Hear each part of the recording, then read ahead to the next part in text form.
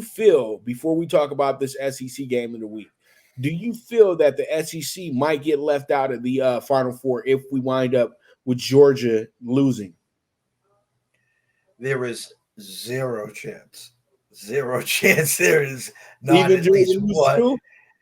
What for Georgia? If Georgia, let's say Georgia lost opening the first weekend in November at Tennessee, and then they lose to Alabama in the SEC championship game. Uh, uh, if no two-loss team has ever made the Final Four, so what? Here's the funny thing: the way this was shaping up, and I'm going to be a character when I say this because let's just say Alabama Sheets they beat Georgia, who was undefeated.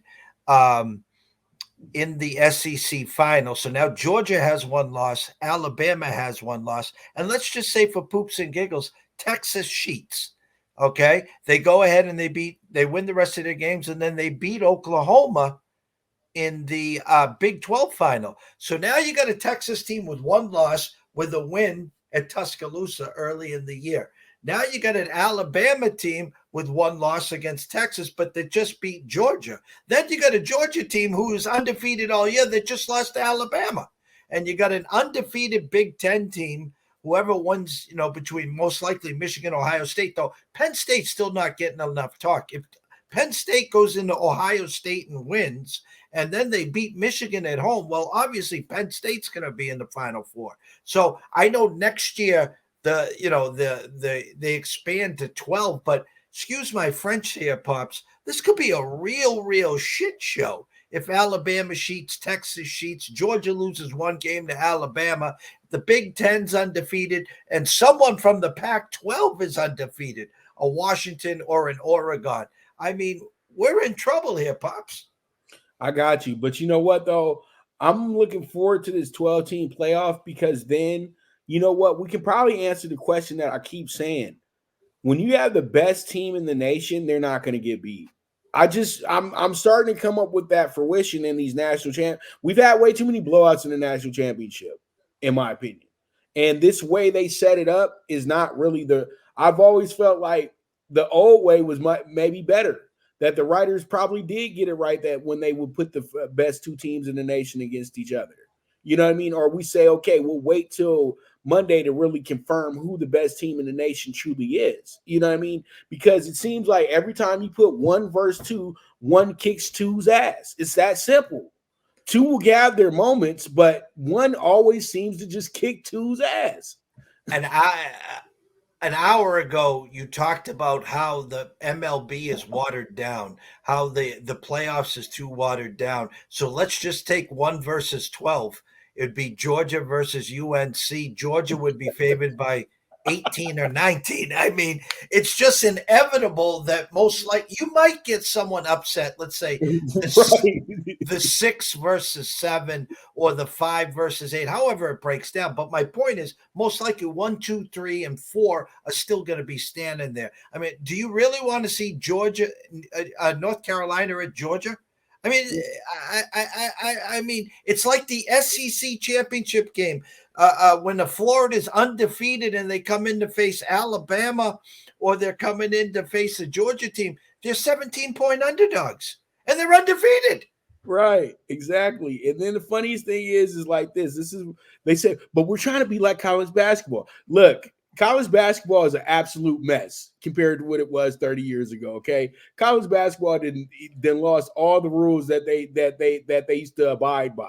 When Fairleigh Dickinson's beating Purdue in the first round, we have an issue here. It's called too many kids playing at big schools and too many grown men playing at schools that are just supposed to just be there for you to be a student athlete because you're there to be a business management major. You know what I mean? You're not there to win basketball games. You're just there to get a nice little run in. You know what I mean? And this is what happens when grown men are playing against kids. You know what I mean? So it happens. It used to be the other way around where you had these grown men playing against the kids on the other side, where Fairleigh Dickinson had guys who were like children. You know what I mean? They ain't worried about going to no NBA because they know that's not going to happen. But now everybody's played AAU. Everybody's played for a top end school in high school.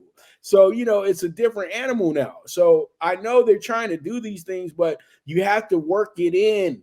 It has to work itself into that time. We're going to sit here for the next 20 years and see the top four teams just absolutely annihilate everybody behind them. And we know what it's going to be. You know what I mean? But it is what it is. But let's get into this real quick. Auburn 3-2, LSU 4-2, 11.5 point spread, over under 60.5. And honestly, I know SEC fans are looking at me like, but you had way better games that you could have talked about. But this is the biggest rivalry game of the week. And this game is a very important game. It's a crossroads game, Jeff. Who do you have winning this game? And do you think that Auburn is a team that can still say that they're a tough situation, a great program? Because I don't know anymore. I think that they're pretty middling at best. And LSU, do you feel that this will be the make or break for them moving forward to possibly still get into one of these big bowl games? Because national championships out the picture, but big bowl games are still in the flux, still in the talk. What are your thoughts? Yeah, they have to sheet to get to the first weekend in November to go to Tuscaloosa. That number was as low as 5. It might be up to about 7 now. Alabama seems to be trending in the right direction, where LSU loses the first game of the year to Florida State with a bad second half performance and then gets back on track. But then, of course, gives up 55 to Lane Kiffin and Ole Miss. Now has 2 losses. A U of A team, no Bo Jackson, no Cam Newton, really offensively challenged, that early in the year was doing well, capitalizing on their defense and actually defensive scores. UA does not have enough firepower to handle LSU. My true number was 11 with a 62.5. It's down to 11 and 61. I think LSU puts up 33, 35, 37 here. I think Auburn will be stuck in that 20, 21, maybe 23. And LSU's defense is pathetic, by the way. So actually, they got this right around that 37-24, Pops. I like LSU to bounce back. I think they do sheet till the first week of November, where they'll head to Tuscaloosa. I think they get to 5-2. And the big bowls, yes. And they're going to have to win in Tuscaloosa, though, to really get that big bowl, Pops. Well, you know what? This one right here, the way that I set this one up is like this. I truly do feel that LSU should be able to bounce back big in this game. And this is the right type of game for LSU moving forward, to really show that, that they still have a really talented offense and things and all that good stuff. But you know what? This will be a good game for their defense to go ahead and work some things out, because Auburn's a little deficient when it comes to the offensive side. And if they were a better offensive team, they would have been able to beat Georgia. You know what I mean? But one thing I will say, Auburn's going to bring some pretty good defense in this game as well, too. So LSU is going to have to be ready for a game that's not probably going to be that high scoring, but it can be a game that they can put away kind of early if they want to play the right way. They got to be a little conservative here, and they got to give their defense an opportunity to rest. This is the biggest problem with LSU and USC. They score so quickly that they give their defense no chance to really get a breather. And sometimes that can be detrimental to your defense when they are average basic defense. Now, when you got the great defenses of the world like Iowa and everything like that, there's a reason why they have great defenses, because they have conservative offenses that give their defenses time to actually get a breath. So pretty much what LSU has to do is just help your defense breathe a little bit, and you should win this game by 20 points or better. Honestly, you should.